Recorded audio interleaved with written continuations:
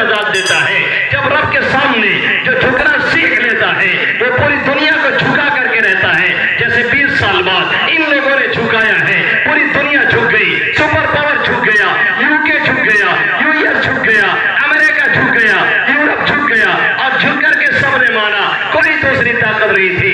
ایمان کی طاقت تھی, نماز کی طاقت تھی, یقین کی طاقت تھی. وہ ایک سجدہ جسے تو کیا سمجھتا ہے 1000 سجدوں سے دیتا ہے آدمی کو نجات. اور وہ ایک سجدہ جس سے روح زمین کانپ جاتی تھی, وہ ایک سجدہ جس سے روح زمین کانپ جاتی تھی, اسی سجدے کو ترستے ہیں آج ممبر و محراب, اسی سجدے کو ممبر و محراب ترس رہے ہیں. صحابہ کرام کا حال یہ ہے, پوری رات نماز ہے, رات کے 3 حصے کیے ہیں. ایک رات میں اپنا نماز پڑھتے ہیں, دوسرے وقت میں خادم پڑھتا ہے, تیسرے وقت میں اہلیہ پڑھتی ہے, پوری رات عبادت ہوتی ہے. پھر اس کے بعد صبح میں اللہ سے استغفار کرتے ہیں, توبہ کرتے ہیں, کہتے ہیں میرے ربا جو حق تھا میں نے ادا نہیں کیا, جو حق تھا میں نے ویسے کیا نہیں. یہاں ہم پوری رات گیم کھیلتے ہیں, یہاں ہم پوری رات فلم دیکھتے ہیں, یہاں ہم پوری رات گانے سنتے ہیں, یہاں ہم پوری رات تماشا کرتے ہیں, یہاں ہم پوری رات عیاشیاں کرتے ہیں, یہاں ہم پوری رات خرمستیاں کرتے ہیں. اور پھر صبح اٹھنے کے بعد سب سے بڑے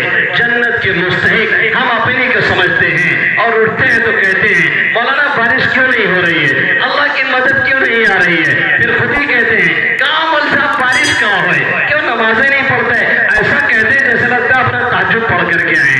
یہ ہماری حالت ہو گئی ہے. یعنی ہم کتنے بگڑ چکے ہیں, ایک طرف غلطی پہ غلطی, ایک طرف جرائم پہ جرائم, ایک طرف کرائم پہ کرائم, پھر دیدہ دلیری, پھر سینہ زوری, کہ اس طرح کے جملے. صحابہ کرام کی حالت یہ ہے, رات بھر نماز ہے, پھر فجر کے وقت میں رونا اور دھونا ہے, اللہ کو منانا ہے. پھر وہ کہتے ہیں میرے ربا جو کرنا تھا میں نے نہیں کیا, میرے ربا جیسا حق تھا میں نے ادا نہیں کیا, میرے ربا جو طریقہ تھا میں نے وہ طریقہ اختیار نہیں کیا.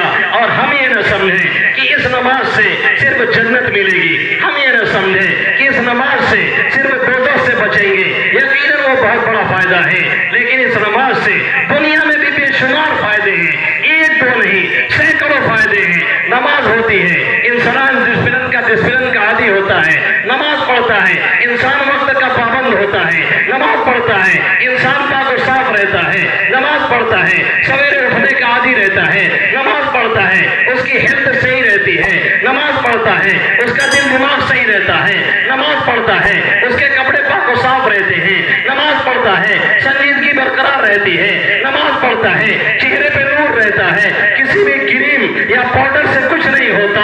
نماز پڑھنے سے چہرے پہ نور آتا ہے, ذکر کرنے سے چہرے پہ نور آتا ہے. نماز پڑھتا ہے, مسجد میں جاتا ہے, آپس میں ملاقات ہوتی ہے, تعلقات اچھے ہو جاتے ہیں, کوئی نہ کوئی سلام کلام ہو ہی جاتا ہے.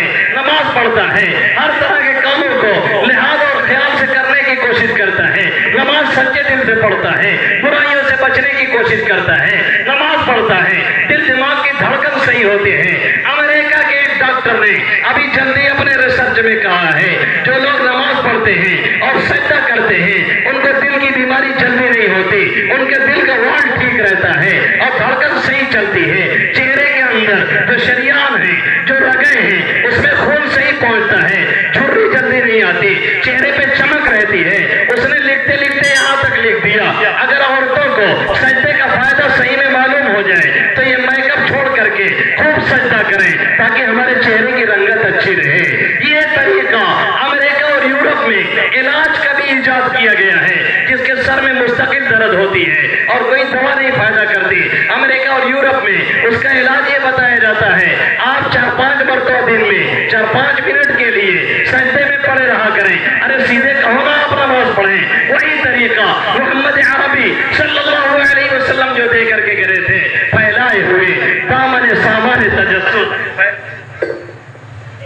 پھیلائے ہوئے دامن سامان تجسس. سائنس محمد کا پتہ ڈھونڈ رہی ہے, آج بھی سائنس لوٹ کر کے یہی محمد عربی صلی اللہ علیہ وسلم کے دروازے پہ آتی ہے. اور جو نماز پڑھتا ہے اس کا فائدہ اسے ملتا ہے, اس کے گھر والوں کو ملتا ہے, رزق کی تنگی دور ہوتی ہے, رزق میں برکت ہوتی ہے. کیا یہ حقیقت رہی ہے؟